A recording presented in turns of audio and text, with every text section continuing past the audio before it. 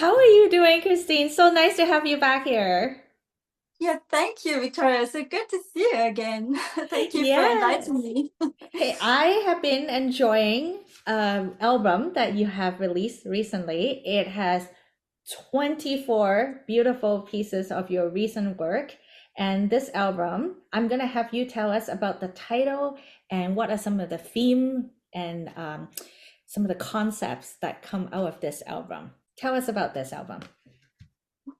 Yeah, I told you in a last interview a bit about my own harp journey, and I think my harp journey and life in general is not, always a smooth walk on an even path.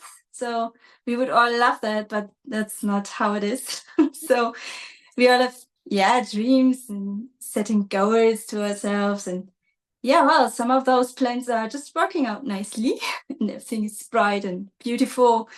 And yeah, other things are just, yeah, kind of not available for us, no matter how much we try and how hard we are working for those things. And yeah, we feel ourselves, yeah, trapped in darkness. And in my music, I try to show this bittersweetness of the connection between light and shadows and of accomplished goals. And on the other hand, of, yeah, dreams we have had to leave behind. They were just not for us.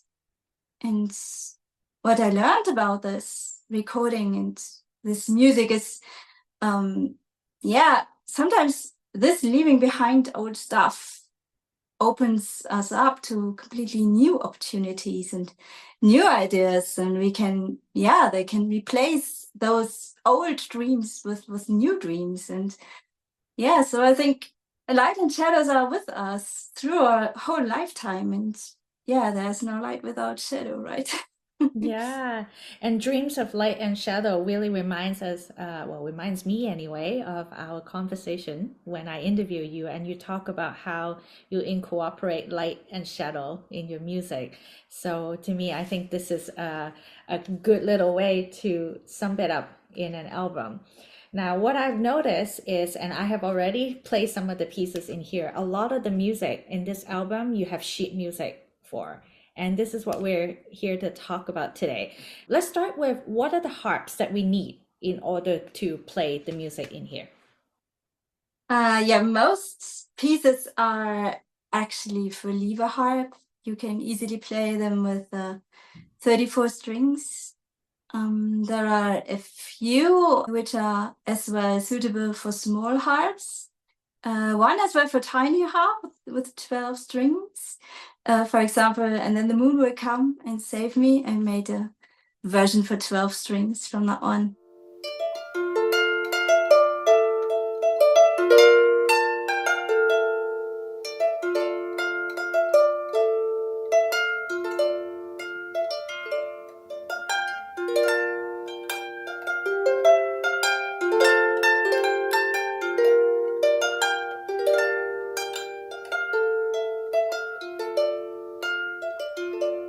And yeah, one is just suitable for a pedal harp, like that one.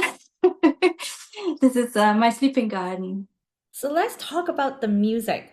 Tell us about some of the pieces. And I am personally very interested in hearing a little bit about To the Sea Suite, which I have played, and some other harpists have played it as well. And what are some of the other music that made it to this album? Tell us about the music. Yeah, I will start with my Sweet to the Sea. Just showing the book. It looks like this. um, it's actually a very good example of my idea behind this album. It's about, yeah, a ship going to sea, and on its journey, it's, for example, cradled by the waves and sailing through a storm. It's nearly lost forever. I remember you playing that one for me in a beautiful version. And it meets the Klabautermann, which is a ship demon showing only himself before the ship is going down. But in the end, guided by a lighthouse, there's finally a new shore for it coming up, and from shadow to light. this journey from darkness to hope.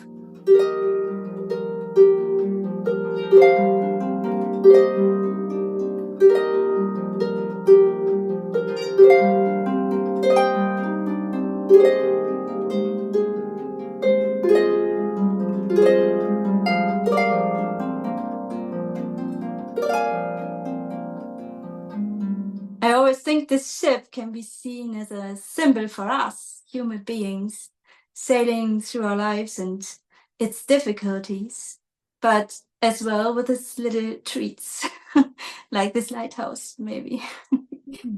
Let's touch on Sleeping Garden because this is one piece that you have to play on a pedal harp.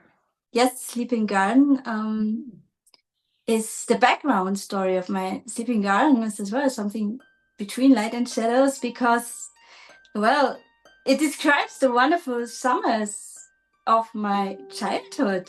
I experienced sitting in my pajamas outside on a bench in my parents' garden, and it was actually night time, but the sensation of warmth and the feeling of bright summer was so incredibly intense in me, although there was darkness around me. And this is a memory I will never forget. So you hear the Sleeping Garden, singing of some mosquitoes, and we will see what you hear playing it.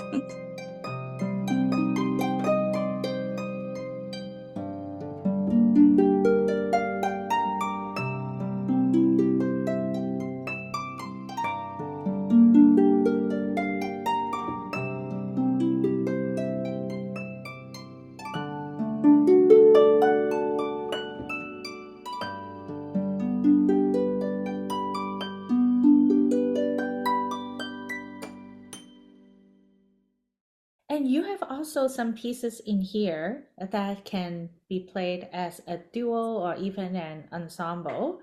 So, for example, for the Talking Harps third year birthday, Angela and I have played one of the pieces as a duo. Tell us about that piece of music. We end up finding a little hedgehog to go with our video. So, tell us about that. Yeah, Zauberhecke, this is like magical hat in English. And yes, as well a story about my childhood and my mom. And my mom was a tour guide in the city of Kloppenburg, and she always did once a year a very special guided tour to the 12 Holy Nights of Christmas, actually. And we stopped at the end of this tour at this big magical hatch, and I always thought, oh wow, what's living in there? Fairies and Christmas, little elves, and I really was. It was, yeah, really a big impression. This hatch, and this picture in my mind, yeah, that inspired me to make this piece. And maybe you hear this little elves dancing when you're playing. Yeah, and there's a couple video of yourself playing that piece with other harpists, such as Nadia Birkenstock, in your YouTube channel. So I'm going to put the link to your YouTube channel so that our audience can check out that piece as a duet. And is there also a solo version for that piece as well? Yeah, there's a solo version, and I play that one on my CD. So who wants to listen to that as a solo? It's available on my CD. I have it here as well. That's awesome. We both have it. Yes, cool. Great. And don't forget that if you're interested in this album, you can order it, and Kristine will be very happy to ship it to anywhere in the world, really. Yeah, And made it to Canada, so it will did made it all over the world. for sure. So if we are just getting into this album and we want to play the music, tell us about some of the pieces that perhaps are on the easier side so that we can get started in playing your music. And then perhaps share some music that you think are more on the advanced side for the people who would like a little bit of a challenge. Yeah, the level of difficulty, I think maybe interesting is that all my pieces are suitable for small hands because of that. No larger stretches than an octave. That makes my music accessible for petite harpists because there's not so much music on the market, as far as I know, which is suitable for small hands. There's a lot of music which hurt my hands, and I wanted to change this with my music. And in general, I would say all my pieces are about late beginner, early intermediate to maybe intermediate. And the easiest piece I would advise, if you would ask me as a beginner, start with a Streuobstwiese, the orchard, and the angel's wings, because both of those are already, we played it actually with my harp orchestra in school, and all my students are able to play it and really enjoy those pieces. So I think everyone with late beginner, early intermediate can play those pieces. And if you want a challenge or a bit more difficult pieces, go for the sleeping garden. I mean, it's foot pedal harp. Pedaling is always a bit more difficult than playing with levers. It depends, of course. There are tricky pieces with levers as well. And the other one is, and then the moon will come and save me, because the rhythm is quite tricky. So I think those are pieces for a challenge if you want one. Yeah. And I find a lot of your music, to me, they are like songs. And one ways to help me to learn your pieces is actually to watch your videos or now listen to your album to kind of get the rhythm in my head before I start playing it. And I found that to be very helpful. Now, there's one piece in here that I do want to ask you about because I remember seeing it last year, towards the end of the year. You have a little bit of a ritual and you created a little short piece of music every day. And one of those pieces made it to that album. And I think that collection could be very interesting for our audience to try as well.